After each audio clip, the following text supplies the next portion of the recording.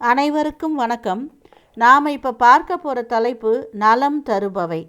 நமது தமிழ் இலக்கியங்களில் திருக்குறளில் இருக்கும் கருத்துக்களை நாம் காணும்போது எதை படிப்பது எதை சொல்வது என்று நமக்கு பல ஆச்சரியங்களை தரவல்ல கருத்துக்கள் குவிந்து கிடப்பது நாம் அறிந்ததே.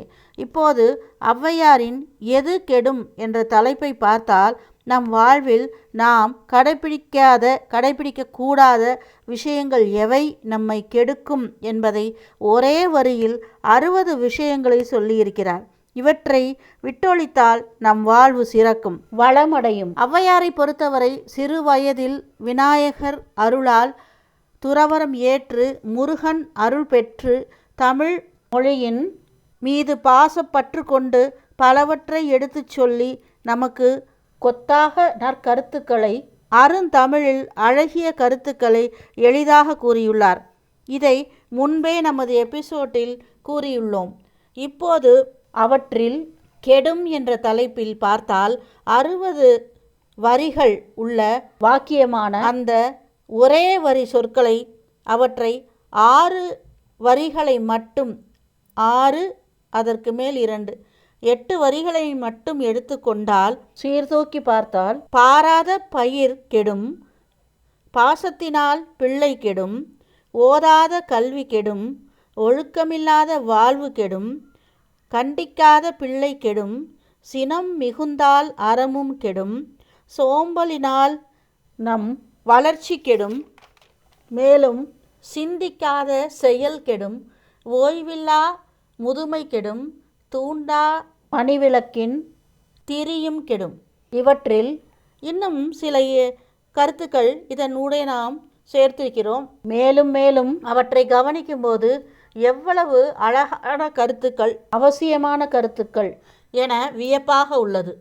கவிஞர் என்றால் அவர்களது அனுபவத்தைத்தான் கருத்துக்களாக தெரிவிப்பார்கள் என்று கூறுவர்.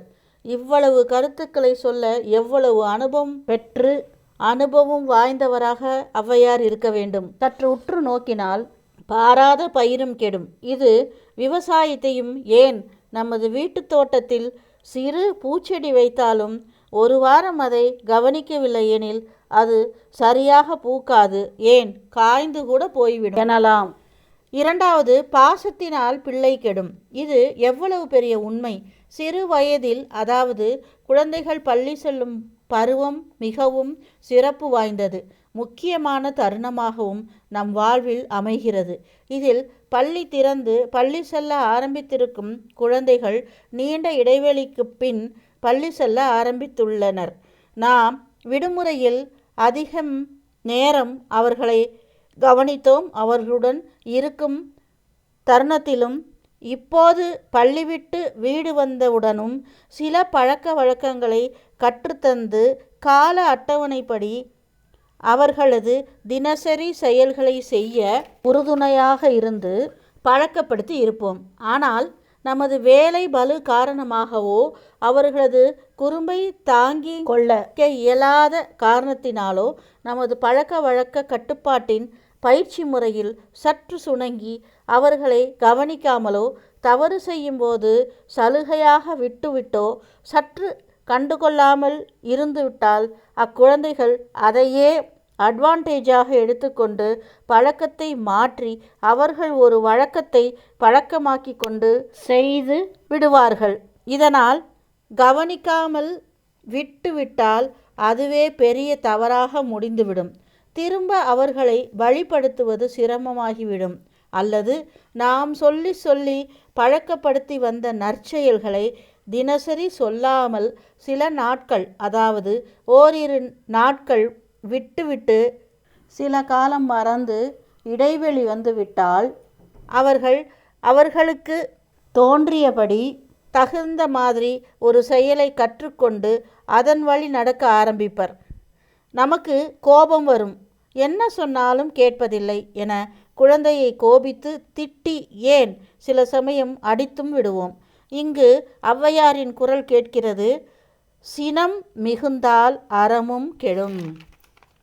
நாம் குழந்தையை அடிப்பதும் திட்டுவதும் அறம் மீறிய செயல். அதே குழந்தைக்கு நம் பழக்க வழக்கத்தை அமைதியாக சாந்தமாக ஓரிரு முறை பல வழிகளில் எடுத்து விளக்கிச் சொல்லலாம். ஆனால் நம் பாசத்தினால் கண்டிக்காமலும் விடும்போது பிள்ளையின் ஒழுக்கம் கெடும்.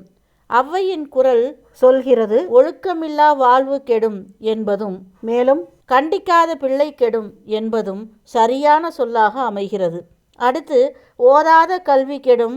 பள்ளி விட்டு வந்து அன்றன்றைய பள்ளி பாடங்களை அன்றன்றே படித்து மனதில் வைத்து காலம் நேரம் என கடைபிடித்து கல்வியை கற்றால் பெருமை சேரும். அவர்கள் ஓதாமல் ஒரு நாளும் இருக்க வேண்டாம் என்றபடி செய்யாத பொழுது ஓதாத கல்வி கெடும் என்கிறார். தினமும் படிக்காமல் சோம்பல் கொள்வது அதனால் வாழ்வு கெடும் என்றும், நாம் இவற்றையெல்லாம் சிந்தித்து செயல்படாத போது சிந்திக்காத வாழ்வு கெடும் என்பது உண்மையாகிறது.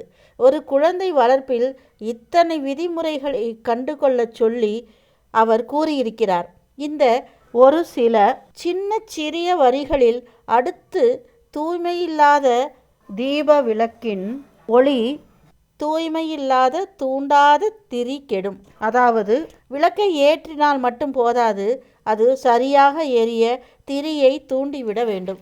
மேலும் விரலால் திருத்தி திரியை தூண்டி விளக்கை ஏற்றி அதன்பின் விளக்கு திரியை கையால் திரித்து விளக்கை ஏற்றினால் விளக்கு ஆடாமல் அசையாமல் அழகாக எரியும்.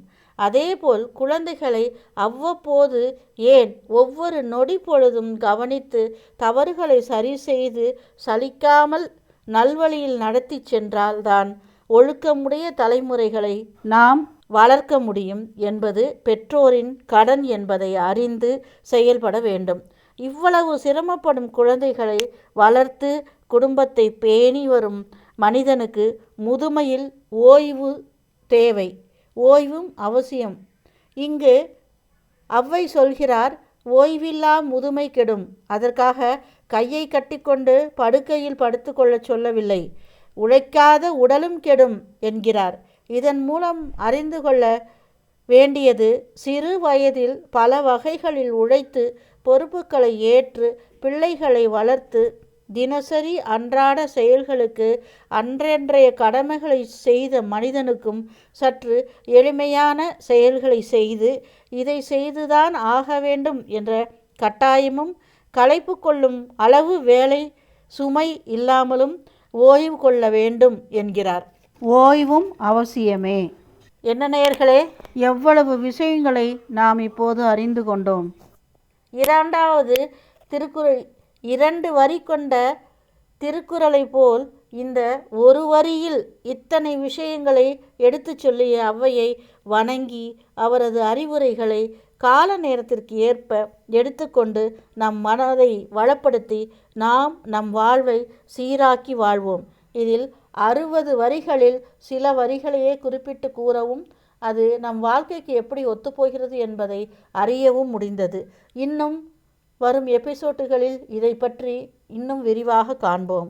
இலக்கியங்களின் விஷயங்களை நாம் நல்ல சிந்தனையோடு எண்ணத்தோடு பல விஷயங்களை கருத்துக்களை கூறி வரும் நமது சேனலை சப்ஸ்கிரைப் செய்து பயனடைய வேண்டி கேட்டுக்கொள்கிறோம். நன்றி, வணக்கம். மீண்டும் சந்திப்போம்.